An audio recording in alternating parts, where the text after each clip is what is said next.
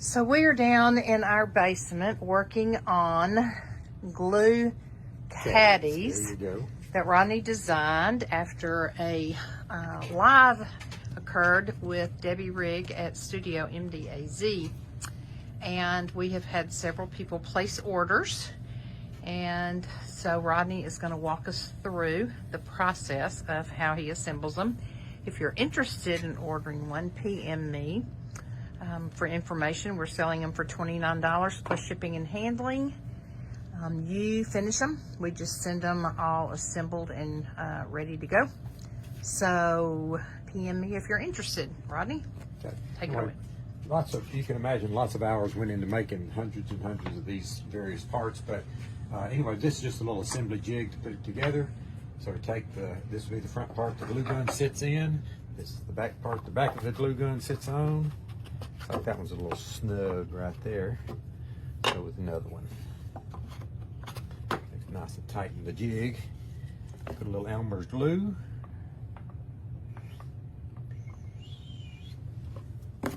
Sound effects are always good.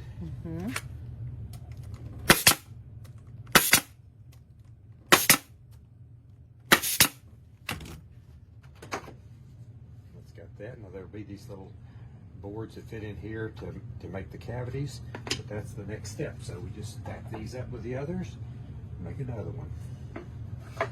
This seems like it's nice and fast and easy, and compared to making all the parts, it is. So most of the hours of work you're going into making all the components. Now it's just assembly time. Together.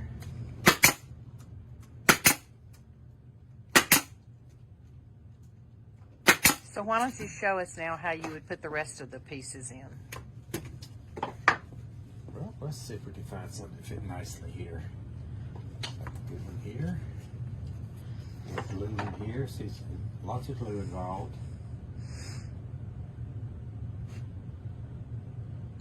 And when I did one for Debbie, I actually decoupaged napkins on the larger parts, and then I did the Mackenzie Childs inspired black and white checks around the edge. So you can make them as cute, as simple, as elegant as you want. Or just leave them plain. Yeah, or just leave them plain. So your glue gun fits down in the holder. There's a little disc, a tile disc that goes in the front to catch the glue that drips. And then in each of these little containers, you can prop your glue sticks. So it'll hold different size glue guns and different size glue sticks. Okay, let the glue all dry on those. You have a nice little disc. One box of discs. Here they are. These for the glue to drip on. Which will not be glued in because we will leave it loose so you can glue it in after you've decorated your box if you choose to do so. Take it out. So this one, I've got to add a little handle on the back and grind a little bit more out of here for the glue gun to sit on. And the handle is for what? To wrap the cord around. It's not really a handle. It looks like a handle, but it's something to wrap the cord around, really.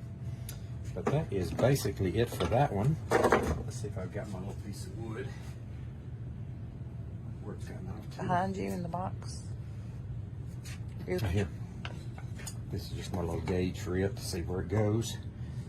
More glue on here. Make sure it's centered nicely. Try not to staple your fingers. These are 1.5 inch long staples, so they can come all the way through and get you. There you go.